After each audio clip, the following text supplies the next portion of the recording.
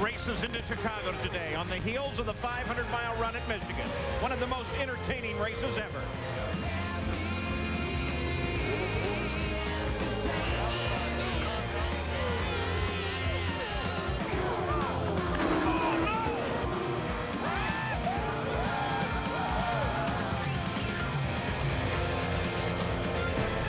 From the Windy City of Chicago, ABC Sports presents coverage of the Carton FedEx Championship Series, the Target Grand Prix of Chicago from Chicago Motor Speedway.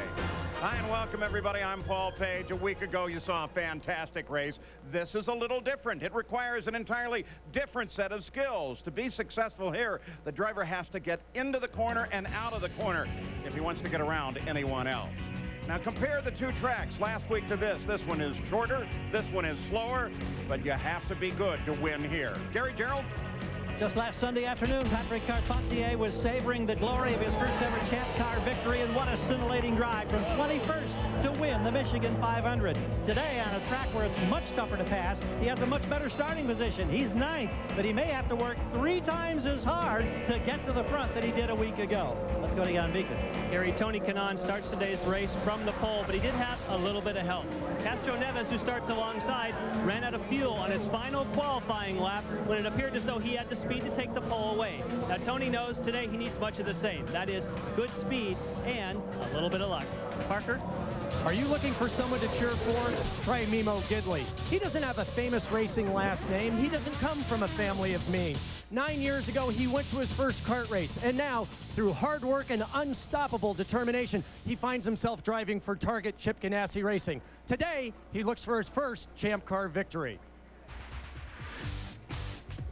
And here is the starting grid with Tony Kanaan on the pole and Castroneves alongside. Gidley's down there in the second row, but when you look through this field, 0.2 of a second cover the first 10. 0.8 covers the entire starting field. Our race analysis: 1 year ago, Cristiano D'Amata scored his very first victory of his career, and he did so in 2 hours and 1 minute. The field already started and begins to form up. The pace lap well underway, and we're ready for a green flag. Tony Kanaan inside, Helio Castroneves to the outside. Keep an eye on Mimo Gidley's second row on the outside. That's Adrian Fernandez inside with a great start. Green. And here we go. We're underway at Chicago as they scream for the first turn. Part comes off one of the cars, and everybody gets past it with no trouble. Course condition stays green.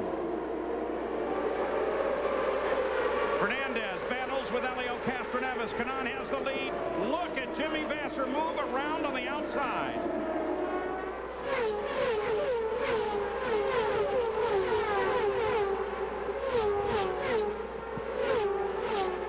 Down the backstretch, Jimmy Vasser battles for second place with Castroneves. Jimmy up from 6th to 3rd on that opening lap, still working the high line. Everybody else trying to protect the line down low. Jimmy says, great, I'll just go around the outside of you. Jimmy Vasser solidly in second now, and begins to hunt the leader, Tony Kanaan. Kanaan, Vasser, Castroneves, Fernandez. Gidley slotted into 5th place. Alex Zanardi is in 6th, followed by Kenny Brack. Michael Andretti, big move on those opening laps from 17th up to 12th. Paul Tracy, Max Pappas, also some of the other drivers started well in the back. Pappas and Tracy have moved to 22nd and 23rd respectively. Back from Gidley. Zanardi in pursuit. Get a glimpse from time to time of our points leader, Kenny Brack. There he is, top of your screen, the yellow and white car. Course observers are keeping a close eye on Gidley's car because they believe that what may have come off the car right there in the first corner may have been a rag that came off that car. Now they're not sure, so we're going to look at it again, see if we can figure out exactly what it was. It's already laying on the track. See lower left-hand corner, Parker? Right there. You can see it was already on the track. Didn't come off anyone's car. Probably just blew off from the pit lane from earlier. Yeah, they may have actually gotten caught up in Gidley's car and then kicked free, which is why they reported it that way. But obviously, it was on the track before anything happened. Tony Kanaan, he's the leader. Then Baster, Castroneves, Fernandez. Then a bit of a break. Back to Gidley, Zanardi. There's Kenny Breck. His points lead just slowly disappearing. He now holds only a 3-point lead over Dario Franchitti. Franchitti is currently running in 8th place. After last weekend, we saw 6 of the top 10 places in the championship points order change once again. This championship one, which no one wants to lead and run away with, every weekend changing constantly. Kenny Breck, remember, he did so well here last year till he had the stall in the pits while leading. And an incredible thing happened last week. You may have heard Joe DeFerrin, when he climbed out of the car, refer to his feet being burned. And we found out after the race that there was so much heat buildup in the cockpit that many of the drivers actually suffered blistering burns, legs and feet. And Alex Zanardi, who you see right there, currently running in the 6th place. Zanardi said that he reached down for his water bottle, which he actually keeps under the seat, but he reached for the straw to find a little drink of water about 40 laps into it. He said it was like putting my lips on a cappuccino machine. It was so hot. The teams measured the cockpit temperature. They said it ranged between 155 to 161 degrees. The 3-inch extension on the back of the Hanford device last week created a high-pressure system which moved all the hot air from the engine up through the tub into the low-pressure area of the drivers. Burned hips, lower legs, and feet, suffered by many, many drivers. And even though it is hot and humid here today, you don't expect that. Here is Breck making his move on Zanardi. And Breck moves to 6th. Winds are off the lake. That's out of the east, about 10 miles an hour. So that means it's behind them as they come down the front straightaway. There's Michael Andretti. Well, Michael Andretti is another one of those drivers, Push it under, you're going into 3. like Alex Zanardi, who was actually treated by Dr. Steve Olvey and the medical staff after getting a hot water experience in his mouth last week. Dr. Olvey told us just before the command to start engines that he's also helped 2 drivers, Helio Castroneves and also Michel Jourdain Jr., who both have severe blisters as a result of what happened last week, and they're trying to give them a little extra comfort for this race today.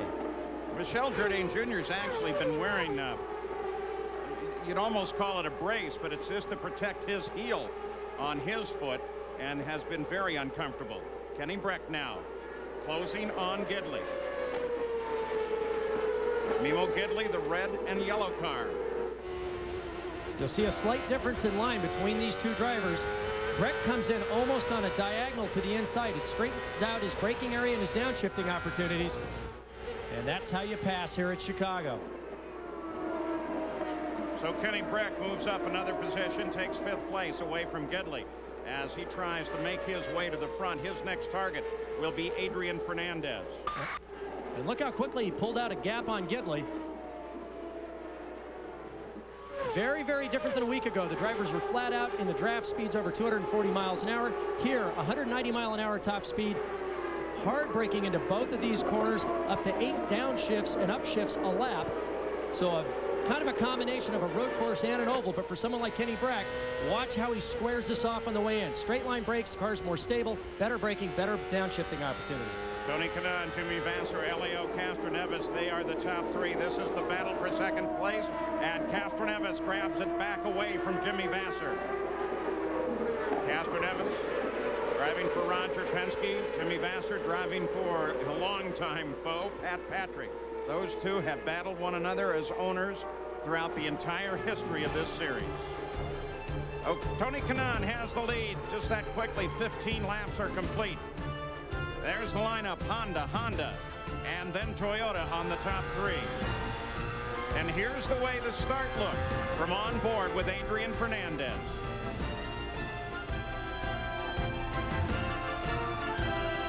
Nothing has changed at the front since we left you. There are the current standings. We're 21 laps into the run now, but Helio Castroneves is just slowly closing on Tony Kanaan. As a matter of fact, his team, Helio Castroneves' team, said just take your time. You're reeling it in very well. That rag, by the way, is still laying out in the first turn. Of course, I don't guess a rag can cause a lot of problem unless you bring it up into one of the coolers or up into the air intake system, and then it could be a serious problem. There it is. And here come the leaders through. Tony Kanaan, Castroneves now working him good. What Castroneves is going to wait for is when Kanaan comes up on the tail end of the field, try to utilize his momentum as Tony needs to lift to try to get through that traffic and make a pass. So he's got to be a little patient here. He wants to get a little closer so that he can use that advantage when necessary, but it's only going to be a few short laps before they're into the tail end of the field. Back in the field, Alex Tagliani just got around Bruno Junqueira. Tagliani, the teammate to last year's winner, Patrick Carpentier. And Tagliani was critical in that win for Carpentier. Really kind of was the point man that cleared the way. Gary Gerould. Well, there are two Helio Castroneveses here today at this racetrack. One of them, of course, drives car number 3 in second place. The other is his dad, also known as Helio Castroneves. A rare opportunity to watch from trackside in the Penske pit, and he's intently keeping an eye on a monitor as his son stalks race leader Tony Kanaan. Well, he in fact continues to do that, but Jimmy Vasser is closed up too as we pass through the 25th lap on to lap 26. In fact, Fernandez, Breck, and to some degree Gidley all closing in. It's interesting to see how different the lines are that the drivers are taking amongst his top four group. You'll notice Tony Kanaan swings out wide when he first enters the corner. Castroneves comes in on the diagonal. He's keeping cooler air through the radiators. He's keeping more air over the aerodynamic devices. Also gives him a little better straight line braking, just like Kenny Breck. Then behind him, you'll see the same style between Kanaan and Vasser, and then between Castroneves and Fernandez. And you can really see that when you look down from the Honda Helicam. Parker, I'm a little worried about the heat and that rag or whatever it is down there in turn 1, because if you got that into a cooler, that could fry an engine pretty quickly, couldn't it? Well, you'd simply have to come into the pits early, have that removed, have the service done, and hope that the yellows fall your way. Right now, heat is a general concern. It's a hot day outside. It's very humid. We had those problems last week with a different variation of the Hanford device, but still, it's going to take its toll on gearboxes and engines. And about this point in the run, the drivers are going to start getting an idea of how their chassis are changing, how the track conditions are changing. We'll see guys moving forward here as others tend to slide backwards. You're watching the fight for second place as Adrian Fernandez works on Jimmy Vasser just ahead. Castroneves chases Tony Kanaan. In fact, you can see that battle for the lead up in the upper left-hand corner of the screen, now shifting to center. See, Adrian's up 2 gears, down 2 gears on the way in. Hard braking into the corner. Braking at 1.7 Gs, then experiencing 3.2 his own body weight coming through the corners. You'll see he keeps the car to the inside to try to get fresh airflow through the radiators and over the wings. This is terrific. You can watch the whole top 4 battle right here.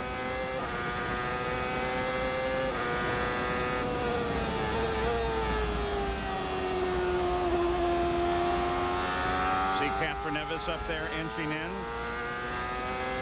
This next set of turns may be critical for him. Doesn't get him on the entry.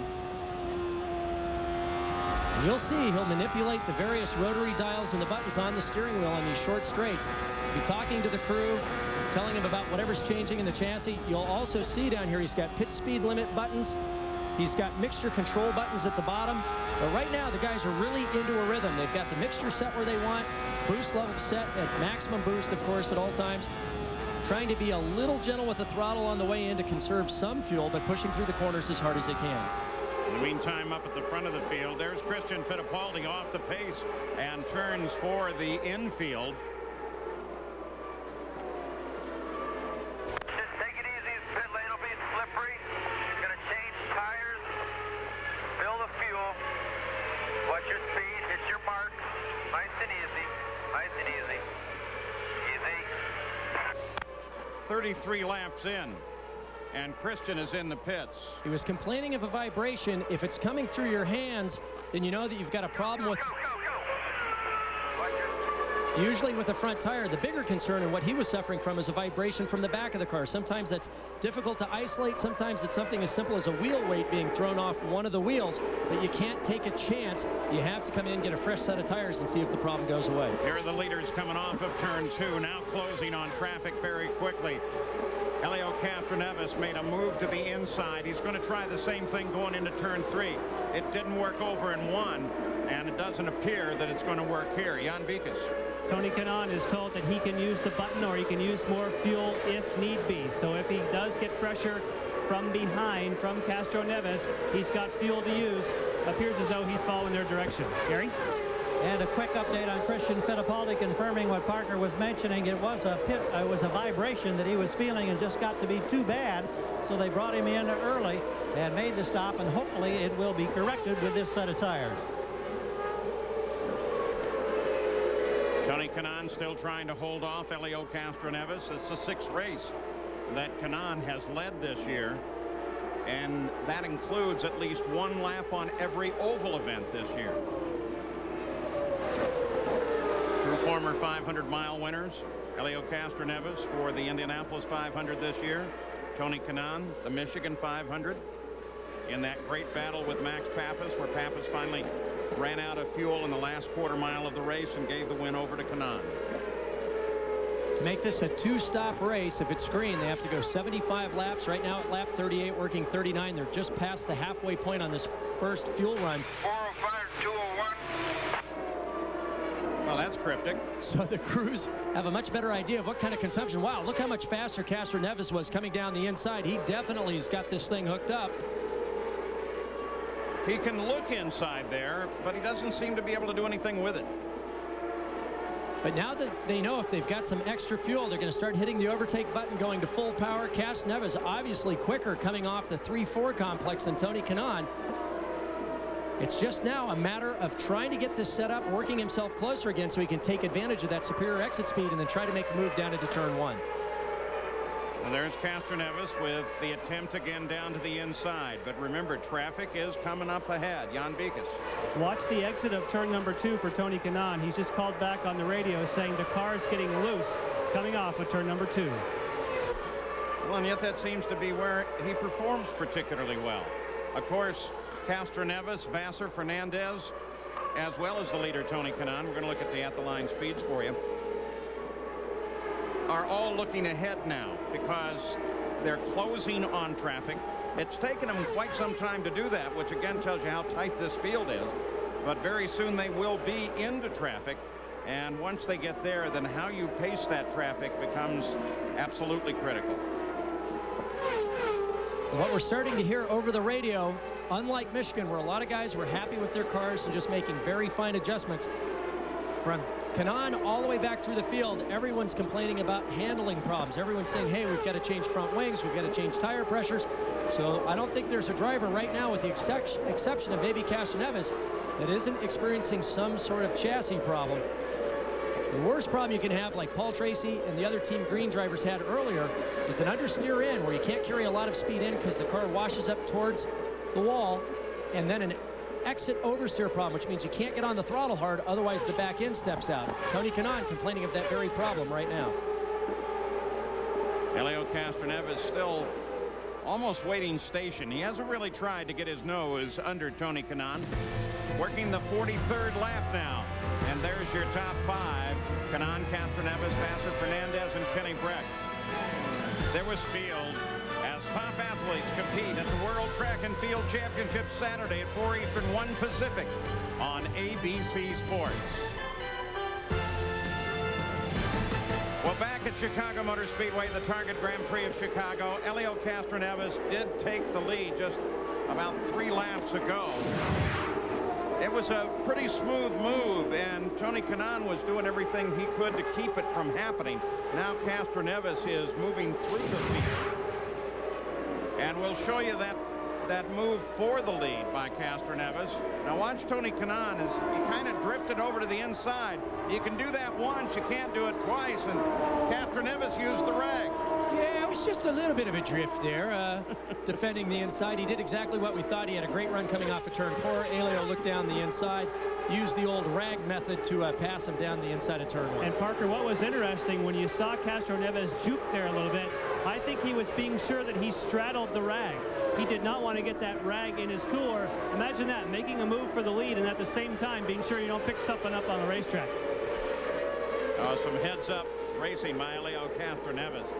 Looking a little further back now, Gidley and Breck continue to work with one another, but everything is happening right at the front of the field right now.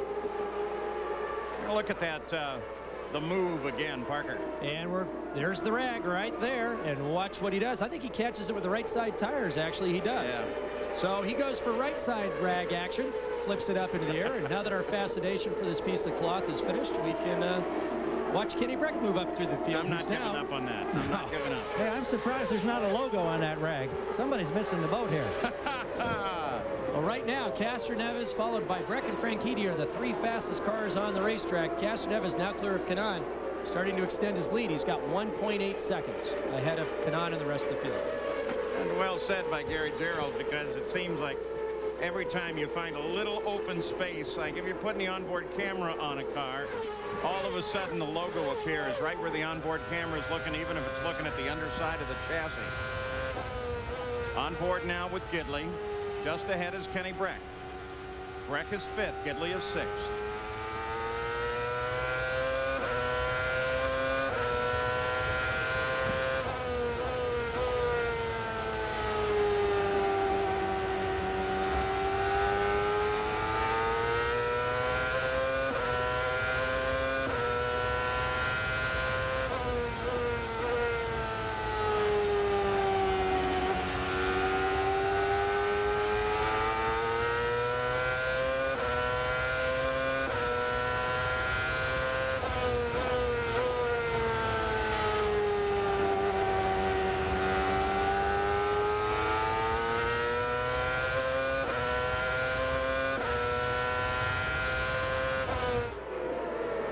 Castroneves has now moved out about 2 seconds ahead of Tony Kanaan.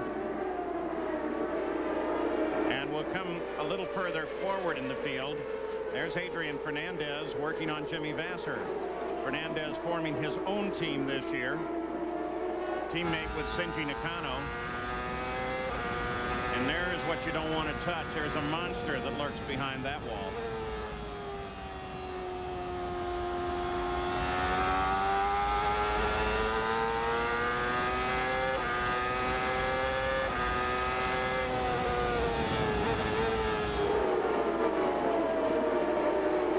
Catching Jimmy. Fernandez Racing put together at the beginning of this year a lot to do in a short amount of time. They struggled early, but the last month or so, this team has really come on strong.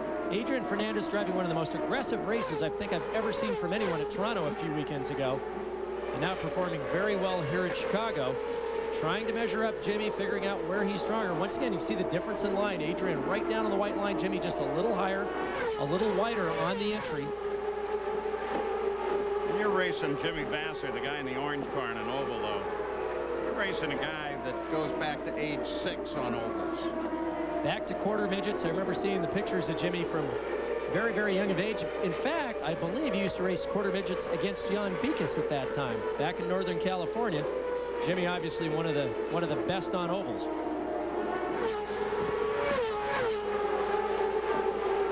Castroneves continues to pull away from Tony Kanaan. There's Castroneves.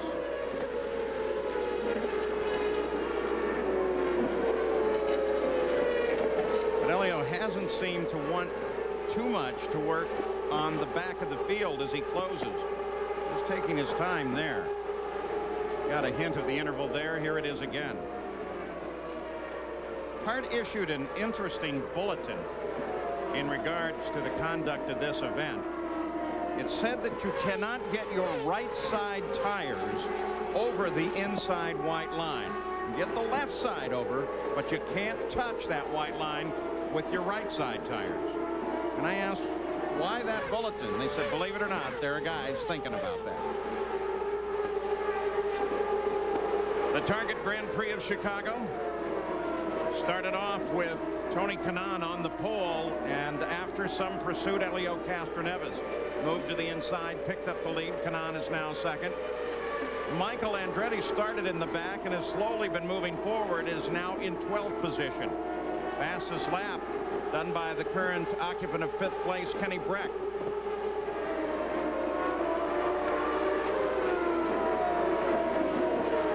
It's Castroneves.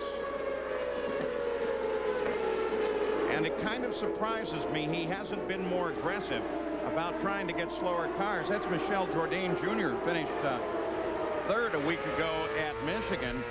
And I would think I'd want to get around him at least so that I would have one car between me and second place. It's Honda, Toyota at the Target Grand Prix of Chicago. Pit stops will be coming very, very soon here. We'll be back after this message and a word from our ABC stations.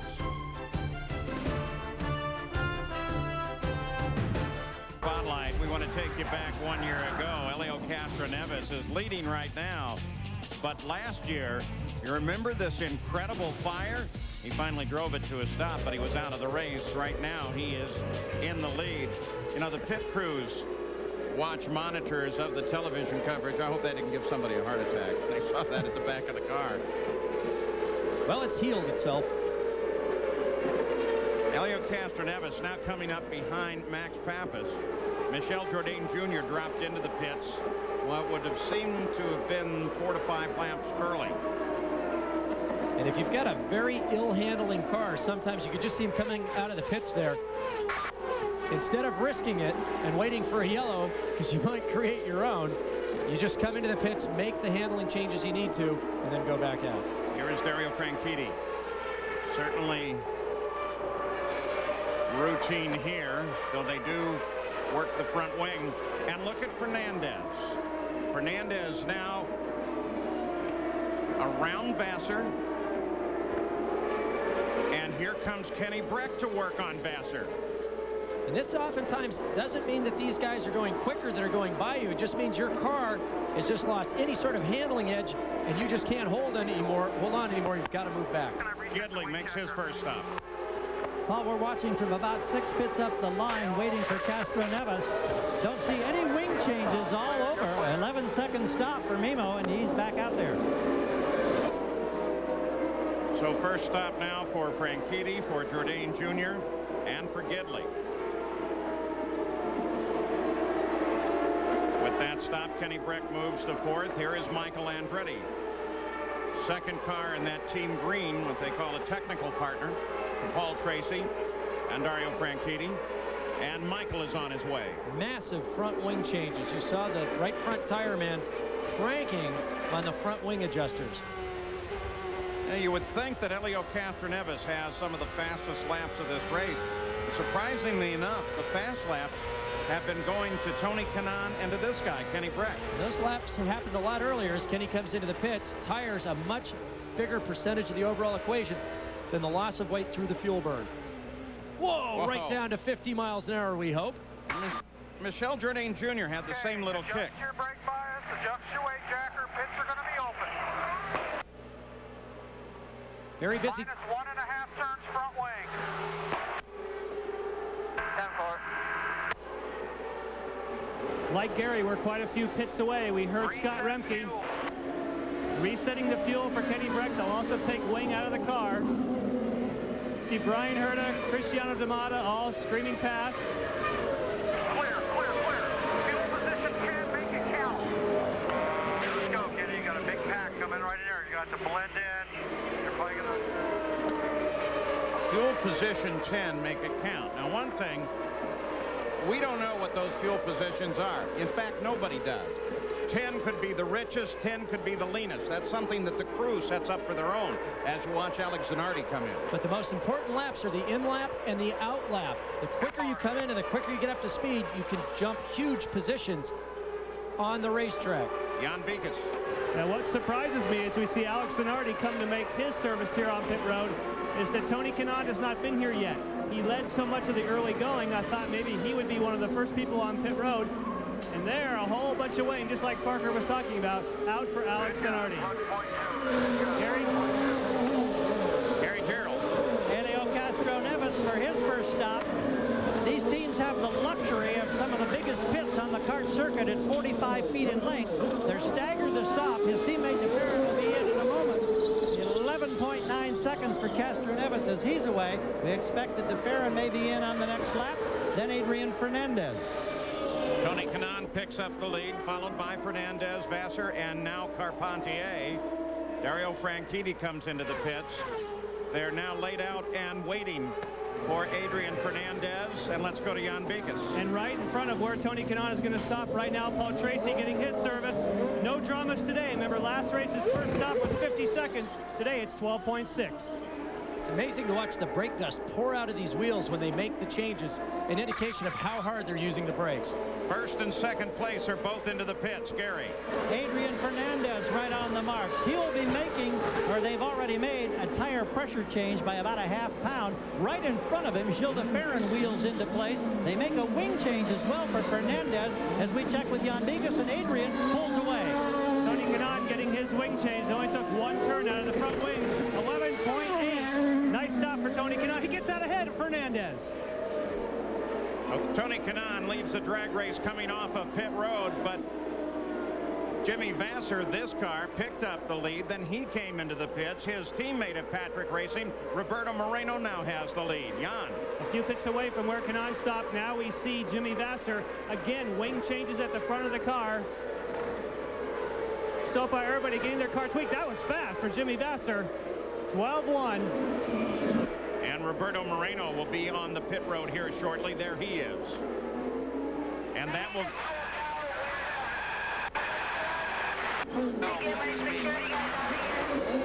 Jan? Watching Moreno stop as well. We've seen a lot of good pit stops up and down pit road. One thing about being after a 500-mile race, these guys have a lot of practice. No changes on the front wing for Moreno. 12.4, so he and Vassar within a 1/10 of a second of each other. So Moreno is out. Scott Dixon, the rookie winner of Nazareth, picks up the lead. But Parker, we're keeping an eye on the backstretch. There you see Scott Dixon. It seemed like Kanaan was slow coming up to speed. Looks like he missed a shifter, had some sort of problem. Everybody bunched up behind him. He drove as aggressively as he needed to keep them behind until he corrected the problem, got back up to speed. So here is a car that has not yet stopped. And if you remember, this particular game for Pac West Racing, Scott Dixon's team, really paid off at Nazareth. They played the strategy. They stayed out. He continues to stay out. He's been 66 laps, or excuse me, 86 laps since he's been into the pits. 87 now. And Brian Herta, Gary Gerould, has had a couple of problems. Yeah, he got a pit speed violation call, and we are told now that he's using second gear to control his speed on pit road. So that would seemingly indicate that he may have a problem with the rev limiter, the control device that locks him in at 50 miles per hour. That could be a problem for the rest of the afternoon if they can't clear it up. Okay, Parker's focusing on this guy, Scott Dixon. Now, he's been back in the field for some time. That hopefully works to his advantage, and he's making some fuel. Clean pit entry too, Scott. Nice clean. Let's use the concrete. Now, finally, at nearly 90 laps, he's coming into the pits. Well, if he gets a yellow at the right time, this could be a one-stop race for him. Here we are. Watch your speed. No yellows yet. We're going to take a full load of fuel. Here's Jan. Well, I would say it'd be a full load of fuel considering how long he's been out on the racetrack. It took a long time for the air jack to come up. Now that won't hurt you as long as you get it done before the fuel. 12 flat. So that's a 12-second stop, and the tire changers only had about half that time to change the tires. Well done. And now Think about that, Paul, though. If he gets a yellow at the right time, this could be a one-stop race for Scott Dixon. Same sort of strategy, as you mentioned, that helped him win Nazareth. But that wasn't a fluke. We've seen this young man at the front many times during the course of the season just because of his aggressive driving skill. The lead given over to Helio Castroneves, now followed by Kenny Brack, Dario Franchitti, and Gidley. Zanardi is 5th, then Canaan, Fernandez, Carpentier, and Andretti. This is Mauricio Guzman, who had a big hit on Friday.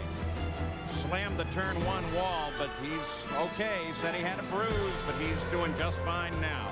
Here is Cristiano Damadas, the defending champion, stopped just a few laps ago. We'll be back.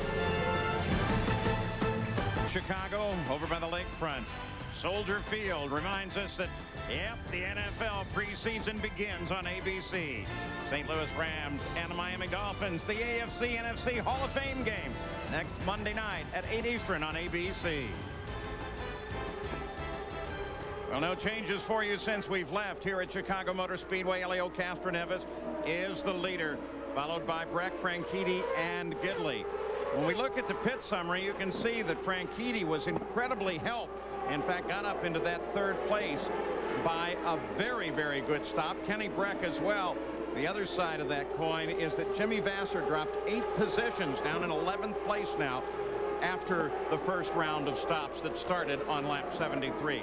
And Gary Gerould, we understand one of the crew members required some medical treatment. Yeah, Paul, on the Shinji Nakano crew, David Jancourt, who was working at the end of the car, has been taken over to medical. Doesn't seem to be a serious problem. Apparently, his shoulder on the left side popped out somehow in one of the movements, so he was in some discomfort, but he was smiling and talking to the crew as they took him into medical for some treatment. David Jancourt working on the rear of Nakano's car. Well, he'll be back on the line quickly. There is a report now from course observers that Max Pappas might be displaying a little smoke. He is just ahead of Kenny Brack there on the course. Here's Christian Fittipaldi, who's running slow again. That's Michael Andretti coming up to overhaul him. Big difference in speed. Michael finally gets around the outside. You can see Chris. Gearbox is going. Well, that's it. With all the shifts that they're doing, we saw Mimo earlier not making 8 shifts a lap, but with the 7-speed gearbox in the Lola, he was doing 4th through 7th. Christian also with the Lola, checking his mirrors there, just trying to hang on, soldier around, but you can see how people are now having to go around the outside with that gearbox problem. Well, there's where that real-time telemetry comes in. The crew knows what's happening before it happens. They tell him that the gearbox is going. Helio Castroneves. That's Max Pappas just behind him, and then 2nd place, Kenny Brack. Jan? You've talked about how Kenny Brack picked up a lot of spots on the pit stop. Now he's called on the radio. Even though they took out some front wing, it's just the car is getting loose again. So Kenny Brack still doesn't have the balance that he's looking for, but he'll have another stop to get it fully corrected. Castroneves, Brack, Dario Franchitti. Yeah, this is going to scramble those points again.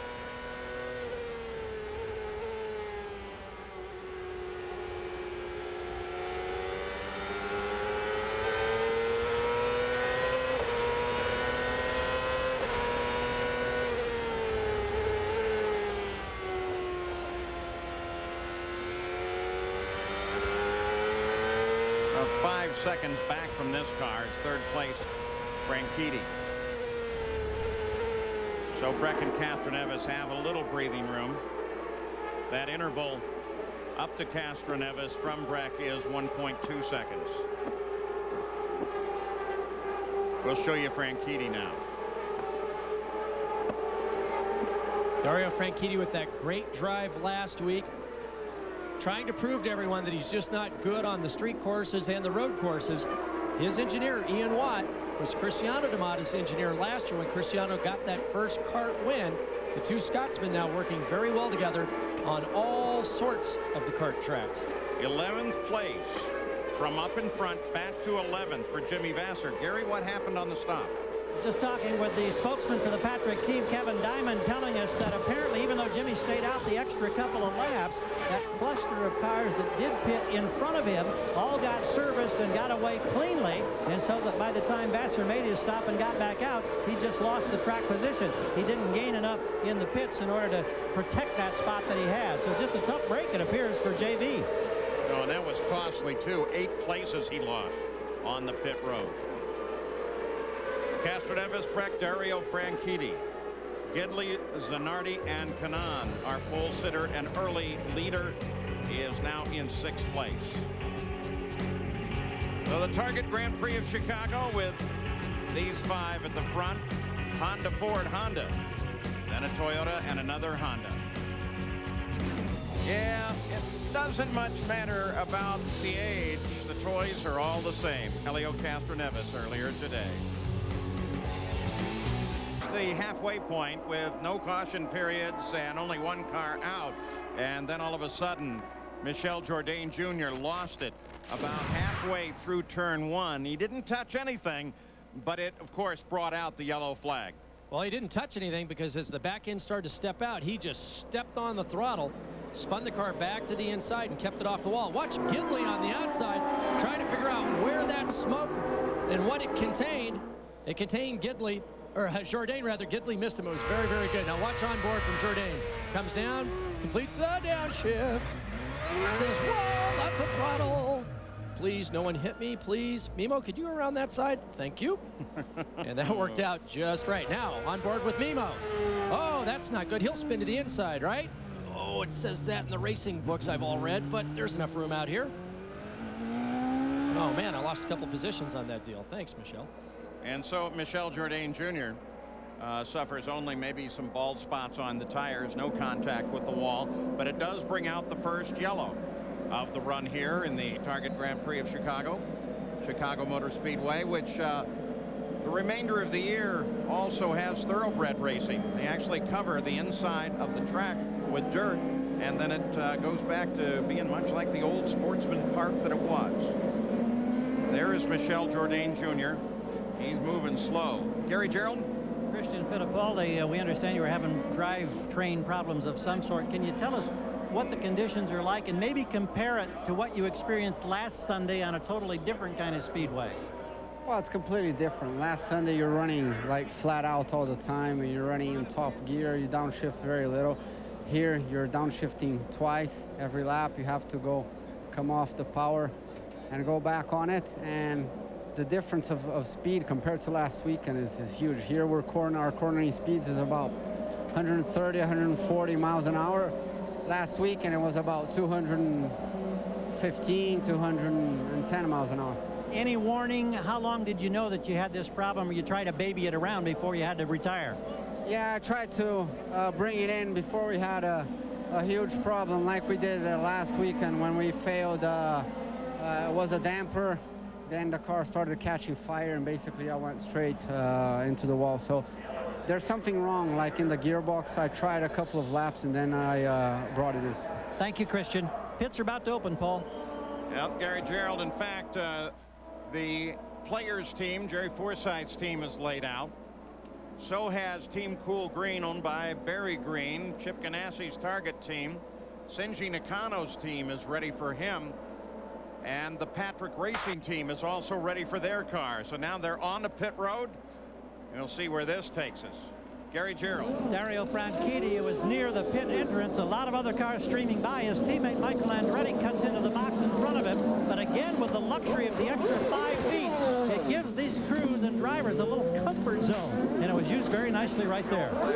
Michael Andretti now roars away. But the one car that stays out is the leader, Helio Castroneves. Also staying out is Kenny Breck. And I'm watching the order as they leave pit road. Jimmy Vassar, also Scott Dixon, Paul Tracy, Moreno. So quite a few guys, but interestingly not the leaders. We were standing by with Kenny Breck, and they said they were only going to pit if Castroneves did. Of course, Castroneves didn't hit pit road. They're following the leader right now. I love the strategy, though. I think that's the last stop for those guys. Remember, last time, Scott Dixon was able to go 89 laps, considerably farther than anyone else. Yeah, but what is Roger Penske doing? Bobby Rahal's team. We'll be back after this message and a word from our ABC station. Castroneves, but look who's in front of him. Just in the last lap as they came back for green, Kenny Brack and Alex Zanardi both were able to get around Castroneves, who did not stop in that round of stops. And now Kenny Brack has the lead. We'll show you the restart. Watch Max Pappas coming off the fourth corner. He's got a great run on Castroneves. Castroneves trying to be defensive. Max says, I don't care where you're driving, I'm passing you. He gets his lap back with that move. And then watch Kenny Brack. It doesn't get any closer than that. Kenny Brack with a little wiggle coming off a 2. Takes the lead, and then Zanardi makes his move. And Zanardi picks up second place. So the entire complexions of things change here, and Kenny Brack is exactly where he wants to be as the points leader of the series. He'd love to notch this as a victory. Gives him the opportunity to control the pace of the race a little better. Now that they've had the opportunity for that one pit stop quite a long ago now for these lead cars. Remember, they didn't come in on that last round of pit stops. They're lighter on fuel. They've got more tire wear. And it's going to take all the way down to 9th place with Dario Franchitti. That's the first of the cars in the second group that have now made 2 pit stops. Gary Gerould.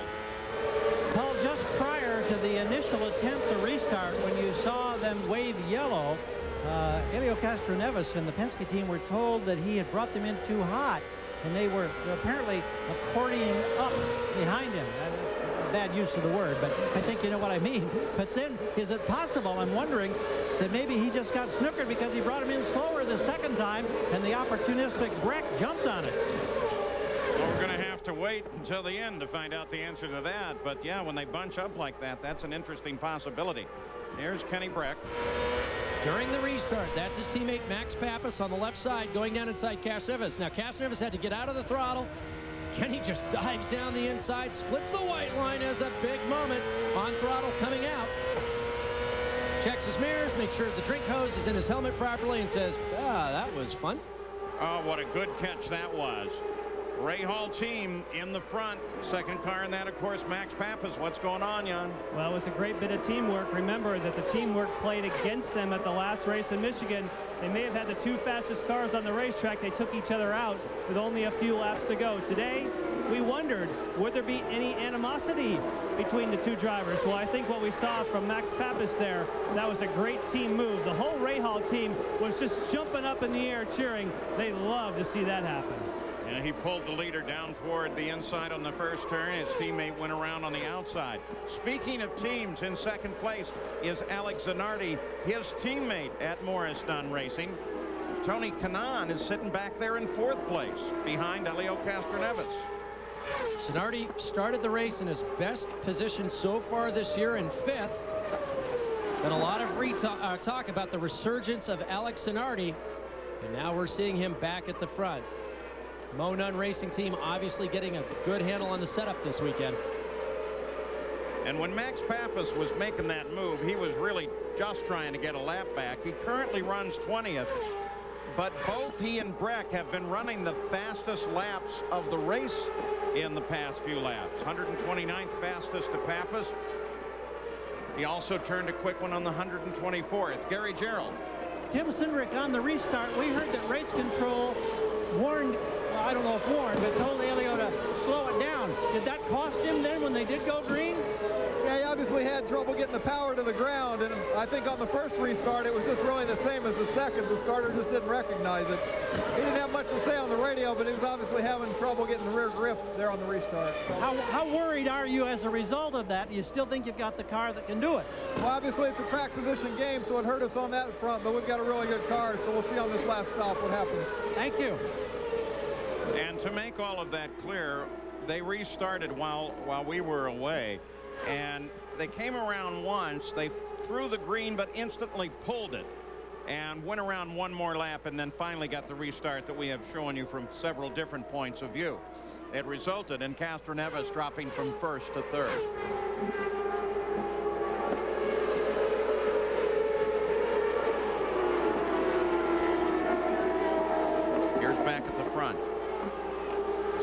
Kenny Breck. Scored his first victory and then immediately another in the series this year. Currently is the points leader by 3 over Dario Franchitti. So we mentioned those the aborted restart and then the start itself. We'll show you the one that they actually waved off, the one that Tim Cindric, the president manager there for Penske Racing. Here it is. And the green for just a second and then immediately back yellow. Okay. Well, they did bunch. Well, really, the pace is determined by the leader. It's his field to control and to start. Castroneves came off the 4th corner. Everyone was in line. Jim Swindell, the chief starter, didn't see what he liked, threw the yellow, and they tried it once again. Look back at the field here. There is Patrick Carpentier, currently running 6th place. The winner a week ago, his first victory after 79 attempts at winning in the series. Very likable young French Canadian. Always a bright smile. And that smile has not left his face during this week past. You know what was great to see during the course of this weekend is as Patrick walked through the paddock, the number of crew members, hospitality people, and teams come out and congratulate him for his victory. A very, very popular victory last week at Michigan. You know, and that's a valid point as we go back with the leader, Kenny Breck, that while they are all adversaries on the racetrack, team to team, driver to driver, as soon as the racing is done, it's a very close and friendly community back in the paddock. Kenny Breck, still our leader. Toyota Spotlight takes you back again just 1 week. Our current leader here at Chicago, Kenny Breck, and his teammate Max Papis on the 233rd lap, touch tires, takes them both out of the race. And then today, Max Papis helps his teammate by blocking the way and bringing Kenny Breck forward and around Helio Castroneves to take the lead of the race, which is where he currently sits.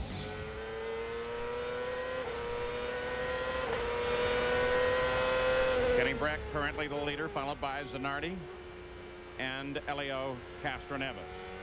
Now tomorrow night, ABC Sports brings you 4 of golf's greatest players in a one-of-a-kind primetime event. Tiger Woods and Annika Sorenstam team up to face David Duval and Kari Webb in an alternate shot match play tournament. The Lincoln Financial Group battle at Bighorn.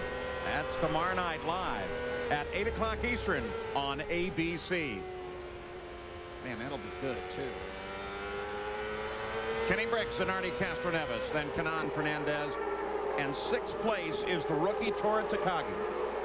He's made steady progress all through the race, was down in 18th place, and immediately started passing cars one at a time coming up through the field. Remember, back at Milwaukee, he had that run-in with Jimmy Vasser when he was a lap down. Hasn't deterred him from being aggressive.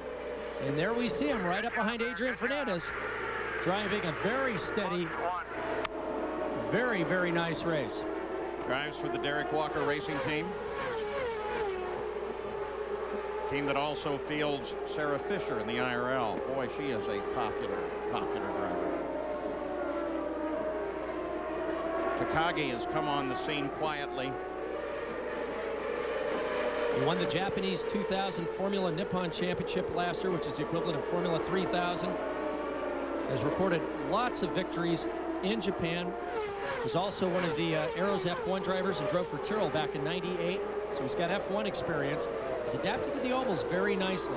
Essentially, he just sees them as 2 high-speed corners. He said high-speed corners, like Bruno Junqueira in this way, are where I always exceeded my competitors on road courses. And now he's trying to figure out how to work on Adrian Fernandez. And while we were in break, Patrick Carpentier came into the pits, in and out, dropped into 20th position. Here's your list of the last pit stops and when they stopped. We've seen a car go as far as 86 laps. That was Scott Dixon before he had to refuel. Distance here is 225 laps. You do the math. And it's going to involve aerial refueling, I think, if you're going to try to do this without stopping again. Well, what they're looking for is that one yellow flag that might help them out. Here is Gil de Ferran, the defending series champion. On the pit road, this is the 152nd lap. Gary? Roger Penske on the wall will guide him in on the radio, and here's Gil de Ferran now. A lot of brake dust as he comes to a stop. You can see it blowing from the rear of the car toward the front. Wing change up front. Looked like 2 turns. Had to move a hose at the back, but they still got him out in 10.2. I wonder if they went for the short fill. Well, Penske Performance Service, Max Pappas is already in, and Jan Beekes is there.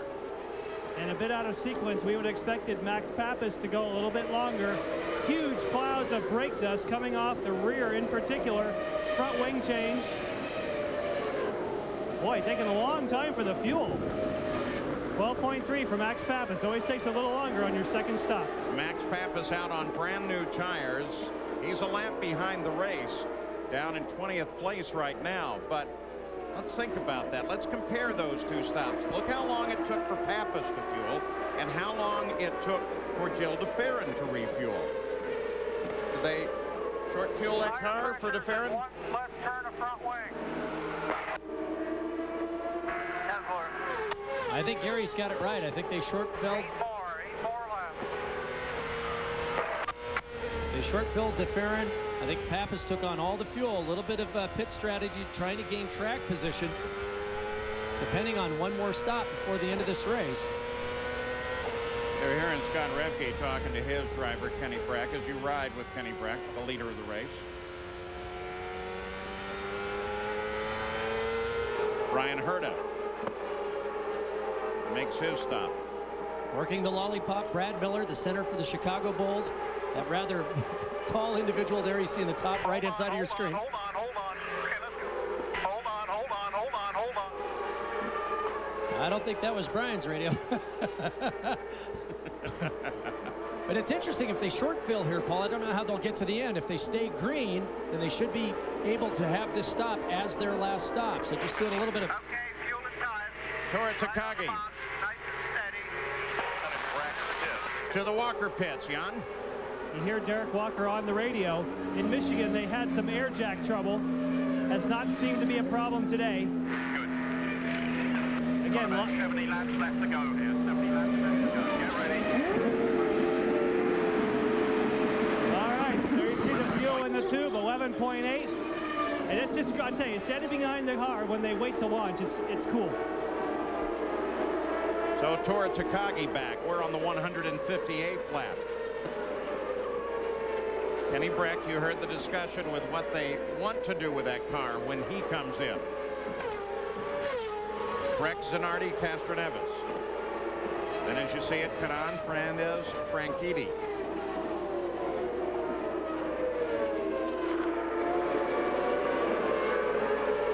So as Kenny Brack puts another lap in the record book, once again we get to go on board. L2.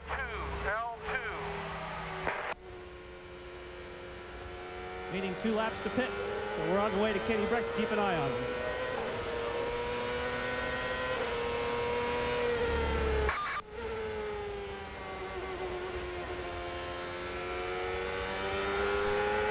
Man, I love those steering wheels. They're so cool. All the information on the wheel now. Considering how much they cost, you can hear over the audio going into turn 3 a telemetry burst. How much would that be? Ooh, $35,000 to $50,000 depending on the unit. Very busy time now for the driver. He is absolutely on the ragged edge here. You've got to judge your braking. Adjust your weight jacker. Pits are wide open. From 140 down to 50. Brake bias, weight jacker, any roll bars, resetting fuel, and now going from asphalt onto the concrete, hitting the marks perfectly. This could be the race deciding pit stop for Kenny Brack. And going to Jan Beekes. And when you're talking about resetting brake bias and resetting the fuel, that's because when you add the weight of the fuel, -1 turn of front wing. the car does brake differently. We will watch to see that 1 turn of front wing. Wow, a lot of brake dust here. Go. Fuel position 10. Fuel position 10. 11.8. I want you to go fast. Come on, let's go. Kenny Brack kept the lead as he crossed the line in the pits. Through 2. Now Alex Zanardi comes in from second place. Castroneves picks up the lead.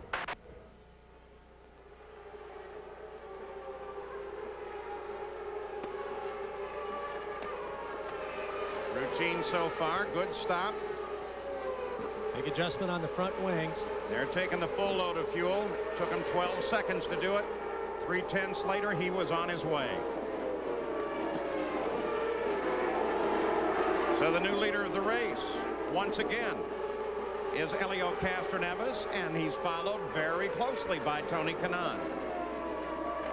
Follow up with an explanation on the driver adjustable brake bias. As Jan said, the weight changes, the center of gravity shifts as the fuel burns. When they take in 35 gallons of methanol, a little over 200 pounds, that's biased more towards the rear, so they can dial in more rear brakes, get all 4 brakes front and rear to do a more even job of slowing the car down. As the driver uses fuel, they have to start slowly bringing more brake bias, or using more front brakes than they do rear, so they don't lock the rears as they come into the corner. And just a note, look up there, upper left-hand corner. 8th place is Jimmy Vasser. Remember, on the first stop, he lost 8 positions. Shows you how close it is.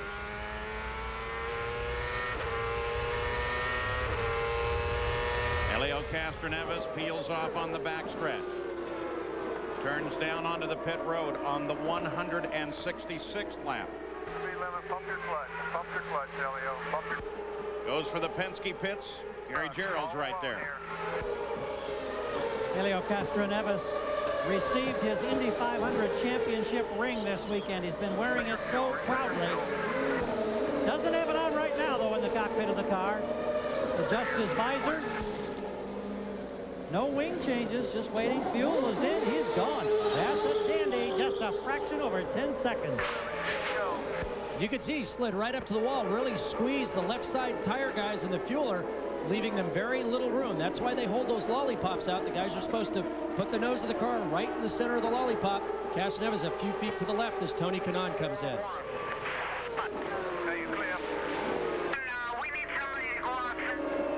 Kanaan picked up the lead when Castroneves pitted. Fernandez moves to second place, followed by Franchitti and Gidley.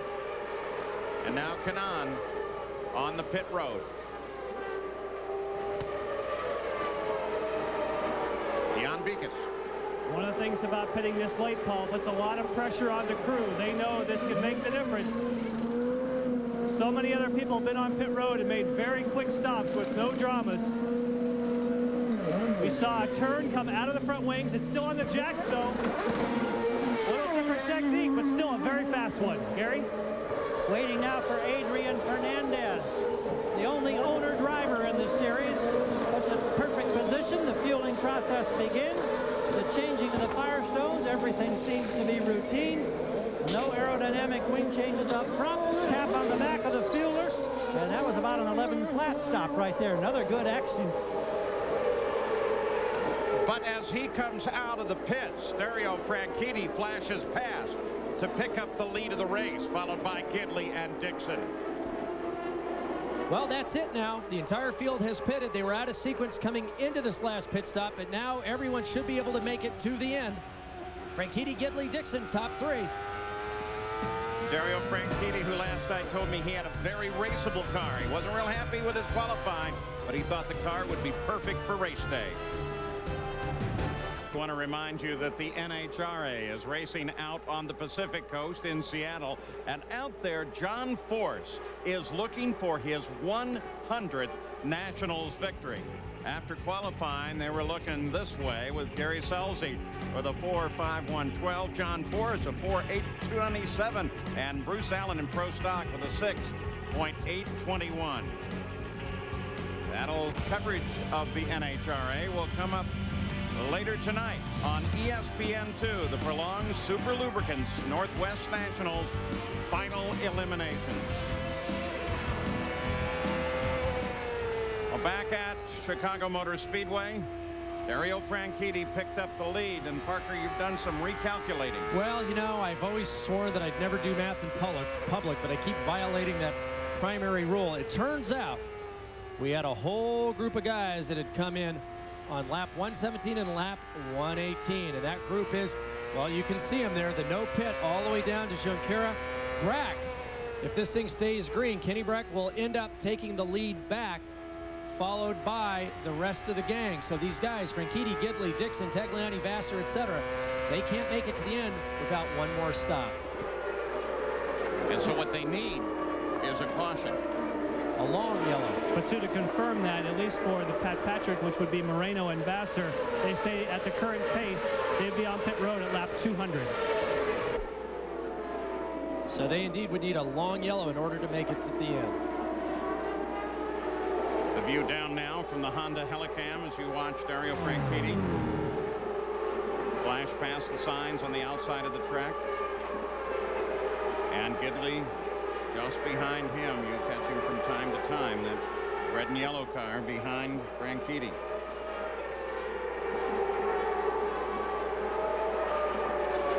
Franchitti has really had a great run since Milwaukee. Look at this. Comes from 49 points behind to a mere 3 points behind just since the 1st of June. Now, based on the way they sit right now,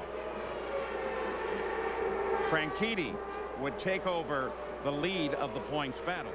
Of course, we have a great deal more to run, and for many, one more pit stop to run. Which will bring Dario right out of that championship points lead. But in 5 of the last 6 races, Dario Franchitti has finished in the top 10.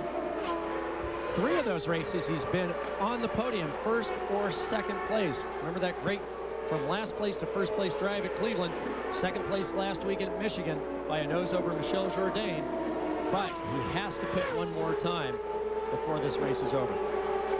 9 of the points positions in the championship battle would change if this race were to finish right now as they sit. That's been happening almost every weekend. We've seen 5, 6, 7, 8 positions in the top 10 changing. This championship hopefully will go down to the last race. And like years past, remember just a few years ago, we had Dario and Juan Montoya tied for the championship after the season finale at Fontana. Oh yeah, not just the last race at California Speedway, but the last lap of the lap race. Now that is a championship. The look downtown, the Loop of Chicago, still 24 cars are running here. Only one out. Dario Franchitti is the leader. We'll be back after this message and a word from our ABC station. Maurice Green hits the field as top athletes compete at the World Track and Field Championship Saturday, 4 Eastern, 1 Pacific on ABC Sports. Well, boy, did things change. You're now riding with a new leader. Gidley is out in front. 193 laps are complete. He's followed by Dixon Tagliani. Now, what happened?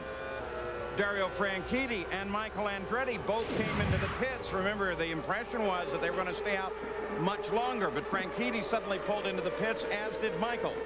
Franchitti took on what appeared to be just enough fuel to get him to the end of the race. Michel Jourdain Jr. just spun the car at the pit entrance. Yeah, that's not right. You never want to be looking that direction on an oval. Came up right against the pit wall. You can see it looks like there's damage to the right front there. But the course remains that if the pit speed limit is 50, you don't want to set it for 48.8 because you're going to lose pit positions. It's got to be dead on accurate. And Michael Andretti, when he came in, well, his day was done. Apparently something in the engine room. And then there was Jimmy Vassar who came in. Jan Beekes? Well, remember, the team had just told us that he could go until lap 200.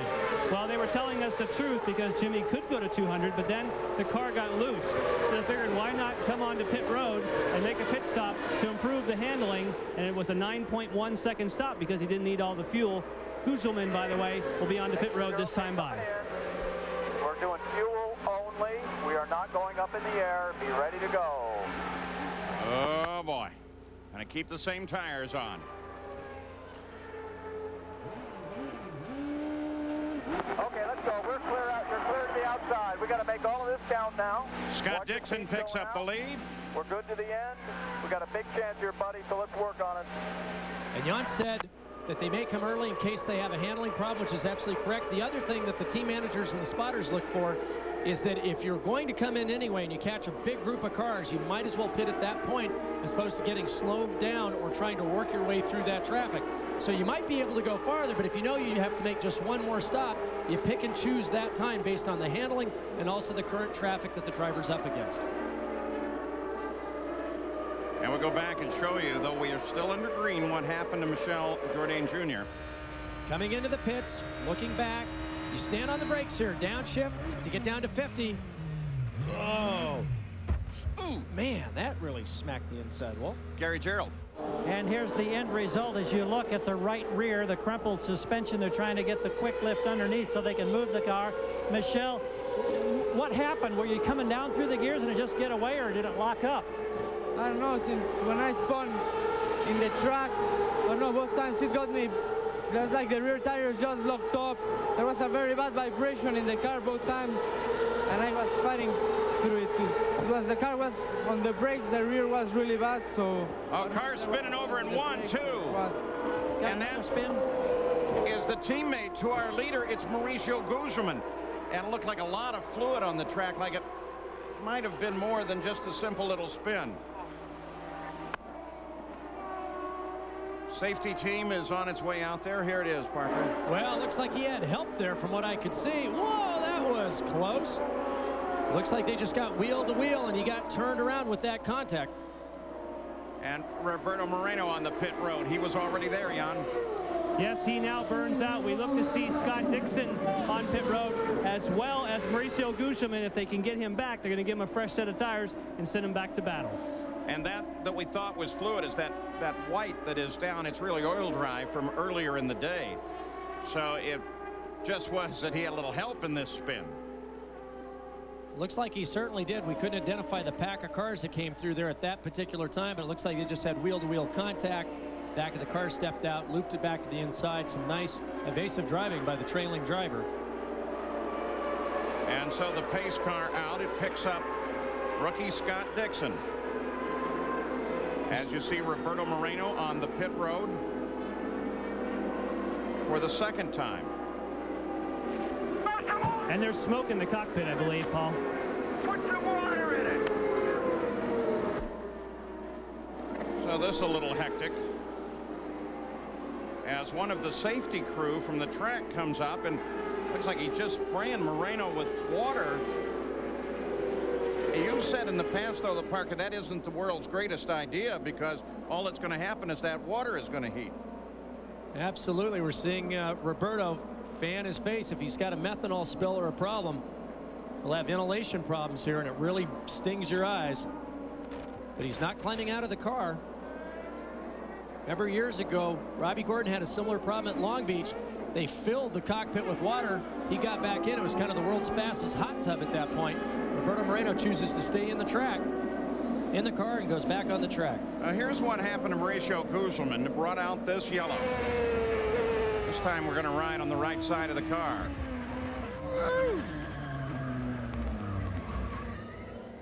Didn't touch anything.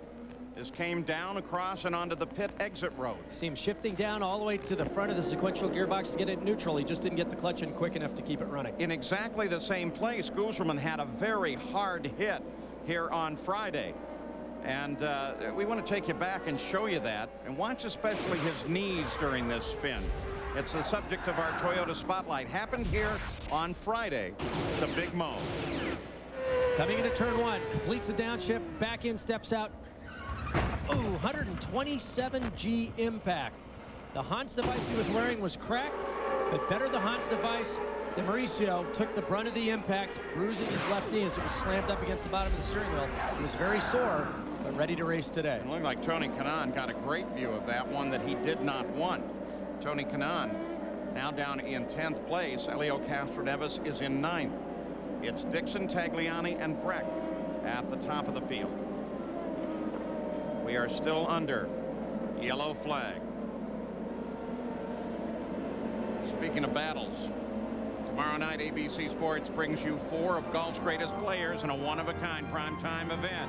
Can you imagine this? Tiger Woods and Annika Sorenstam. They team up and will face David Duval and Kari Webb in an alternate shot match play tournament. The Lincoln Financial Group Battle at Bighorn. tomorrow night live at 8 Eastern on ABC. So with the yellow, Scott Dixon, the leader, comes in. Tagliani is in second place. He's in, Gary. And Tagliani has the very first pit. Oh, well out in advance. 9 flat. And then you can see Tagliani come in behind. Well, Scott Dixon comes out ahead of Alex Tagliani. He crossed the line going into the pits as the leader of the race. We'll be right back.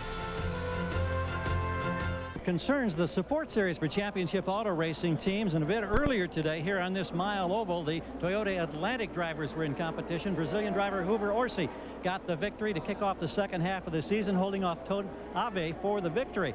The Indy Lights season, of course, is the weekend off. Their next action is coming up at Mid-Ohio in 2 weeks, and one of the young drivers of that series, currently 6th in points, is Dan Weldon for the Pac West team. He's here in the Mauricio Gugelmin Pac West pits watching the monitors. Just saw Mo have that spin. He's hoping he'll get his chance to step up to the champ cars in seasons ahead. He's currently 6th in points, chasing Townsend Bell. They'll be at Mid-Ohio in 2 weeks, and we'll be there to call it. And here at the Chicago Motor Speedway, even with the yellow that we're in right now, they're running at a record pace. The record was set by Montoya in '99 at 122 miles an hour. They're at 131 miles an hour right now. Here's the pit summary. Started on lap 196, 15 to go. Pace car already off the course. Kenny Brack bringing them very slowly into turn 3. Now he picks up the pace.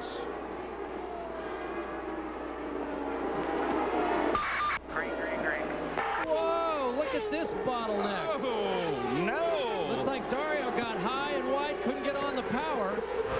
Everybody looks for racing room. It looks like Junqueira's in real trouble, but so is Gidley. See Dixon go flying both past Gidley and Bruno. Gidley just trying to find space to accelerate off of the corner and onto the backstretch. Now remember, Gidley didn't take on new tires the last time he stopped, but Scott Dixon did. Dario still having problems coming off the corner, but look at Scott Dixon. And Scott Dixon down there on the inside. Franchitti a lap down. Fred Carpentier, de Ferran. Those are the front 3. Dixon trying to close on 3rd place, de Ferran. 213 laps complete. Kenny Brack out now, 4.3 seconds. He just took off. Brack did exactly what he wanted to do. He slowed the field down and then suddenly jumped on it at the acceleration point, an agreed upon point. Nothing illegal, nothing improper. But then you got that whole group bottling up coming off of 4 after Brack had already taken the green. Kenny Brack so fast here last year, stalled in the pits. Otherwise, the race would have been his and went on to Cristiano Dabada. Watch the restart now. Dario up wide. Look at Carpentier down low. Bruno the sandwich. Look at de Ferran on the inside. Gidley gets boxed behind, and Dixon says, well, I'll just drive around both of you guys. It was really Junqueira coming back to the green that caused most of the trouble there, as he struggled to get it back to full speed. Brack now 4.7 seconds ahead of Patrick Carpentier in 2nd place. 10 laps to go. Jimmy Vasser, the 2nd car on your screen there, is a lap down.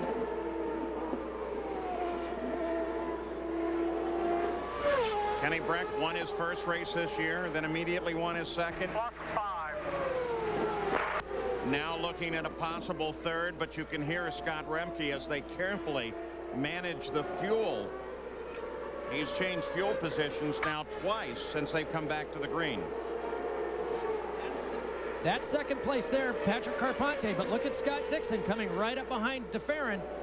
He's telling the boys at Pac West over the radio, I'm gonna get him. I'm gonna make this pass stick. The series champion, though, is not gonna let that happen easily. And the 21-year-old rookie doesn't seem to be too intimidated by anybody around him. Very cool, steady head. Like so many of them, his total focus is on racing. Ask what else he does. He says, I work out, I race. And once again, he qualified 19th position. Pac West, with great strategy, has put him at the front, but it's Scott Dixon's driving that is keeping him there and moving him even farther to the front. Remember those laps at Nazareth? Kenny Breck, the fastest guy all day long, but he couldn't get past rookie Scott Dixon, who drove a brilliant race in the closing stages of Nazareth. You heard the call to Scott Dixon, 6 laps to go. Kenny Breck out in front of Patrick Carpentier. Boy, it's going to be a second great race in a row for Carpentier, almost no matter what happens. We'll show you the interval. You saw the leader. Here comes Carpentier, DeFerrin, and Dixon. That's tight. The last 3 laps, DeFerrin and Dixon have turned laps within a few hundredths of a second of each other. So Dixon not making any ground on Gilles DeFerrin. Carpentier complaining of a loose car, but digging down deep and driving great laps here at the end. He's just marginally slower than DeFerrin and Dixon, but they're not making up enough of an interval with the laps left to reel him in. With 4 to go now, the leader Kenny Breck is on the backstretch, but he does have traffic in front of him. The good news is that he also has Jimmy Vasser in between his lead position and second place Patrick Carpentier. Then this battle, DeFerrin and Dixon. Carpentier is just a few yards ahead of DeFerrin. Breck now out right at 6 seconds now from this group of Carpentier, DeFerrin, and Dixon. Breck into turn 3, now on top of traffic. Kenny Breck, he's been on the front row 5 times this year, won a couple of races on the ovals. Breck moves around Bruno Junqueira. That's the traffic, and now there's plenty of it in front of him. 2 to go. He's had some bad luck the last few races. This is exactly the kind of race he needed to extend his championship lead. +5. Still managing fuel as he comes to the white flag. Kenny Breck, 1 lap to go, looking for his 3rd career win.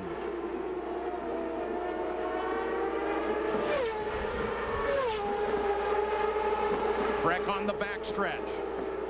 Battle for second place remains about the same. Carpentier, DeFerrin, and Dixon.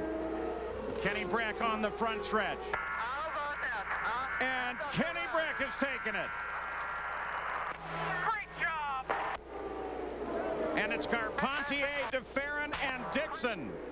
2nd, 3rd, and 4th. Jan Beekes. With Scott Remke. Scott, is this vindication on what happened last weekend in Michigan? I just think it shows how the strong team Team Rahal's become. The bounce back from what we had in Michigan. Max drove through the field, scored points. Couldn't be prouder of this group. Congratulations. Thank you. So a very happy Team Rahal. Owner Dave Letterman's going to be celebrating too, and when we come back, we'll be talking with our new winner. Oh, how to celebrate a victory at Chicago Motor Speedway. Confetti, daytime fireworks, everything. The sky almost completely occluded with the confetti as Kenny Breck, unofficially, but it looks awful good, has taken the win, followed by Carpentier and DeFerrin, then Scott Dixon, as we show you the unofficial results throughout the field. Gary, it's noisy down there, isn't it? It is very noisy down here. 2nd in Nazareth, a win in Milwaukee, a win here. What makes you so strong on mile ovals? It's a car. It's a shell forward. It runs like a dream. It's like stealing candy from children with this car around 1 mile ovals. Now, tell me about when you got your first lead and you went down inside Castro Neves and you got 2 wheels almost down in the grass. How close were you to losing it? I wasn't really close. I've been practicing a little bit of that since that was allowed, so it came to good use in a race. So that was strategy? That you were saving that for an opportunity? Yeah, I practiced that this morning. Now, you protected the championship points lead. How big to get this lift in terms of momentum, because you've been kind of struggling and the guys have been sneaking up on you. Yeah, it's up and down for most teams. The series is so competitive. There's so many great drivers and great teams. It's just an honor to be driving for Team Rahal, to be able to get more victories than the others, and hopefully that'll carry us to the championship in the end. We'll see, but we got to win. You know, you got to win to get the championship. That's the 3rd one this year. Great job, Kenny Breck. Thank you. So Kenny Brack has taken the win at Chicago Motor Speedway. The Forsyth Racing team had a good day. So does Penske. Castroneves coming home in second. And Franchitti, Michael Andretti, and Gilles de Ferran there. Those are the points we're looking at.